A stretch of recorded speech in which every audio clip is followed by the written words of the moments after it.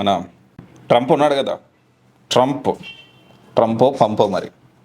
అయితే రీసెంట్గా ఒక ఏఐ సమ్మిట్ జరిగితే యూఎస్లో దానికి సంబంధించి మాట్లాడుతూ, సో వాషింగ్టన్లో జరిగింది ఈ ఏఐ సమ్మిట్. అయితే దాంట్లో మాట్లాడుతూ గూగుల్, మైక్రోసాఫ్ట్ ఇలా టాప్ కంపెనీస్ ఏవైతే ఉన్నాయో, సో మీరు ఎందుకని ఇండియన్స్ని తీసుకుంటున్నారు, తీసుకోవద్దు ఇండియన్స్ని, ఫస్ట్ అమెరికన్స్ని రిక్రూట్ చేసుకోండి అని చాలా క్లియర్గా చెప్పారు.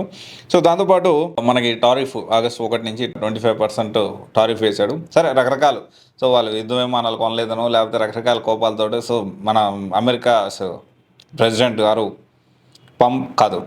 ట్రంప్ ఎవరైతే ఉన్నారో ఆ ట్రంప్ ఇదంతా కూడా మాట్లాడుతూ ఉన్నాడు.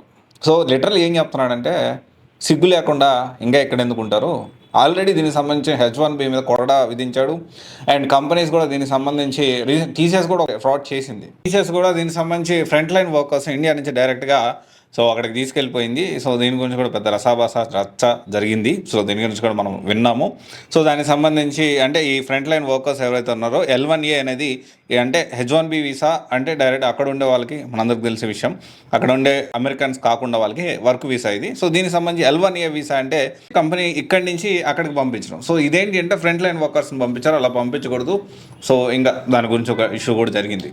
సో ఓవరాల్గా ఏం చెప్తున్నారంటే, దీని గురించి ఆల్రెడీ మన H1B వీసా గురించి చాలామంది మళ్ళీ ఇండియాకు వస్తే మళ్ళీ రానిస్తాడో రానియడో అనే భయంతో ఉన్నారు. ఇప్పటికీ కూడా ఈవెన్ దో H1B వీసా ఉన్నా కానీ, even though they are working కూడా, సో ఒక స్పీడింగ్ టికెట్కి కూడా భయపడే పరిస్థితి ప్రజెంట్ ఉంది యూఎస్లో.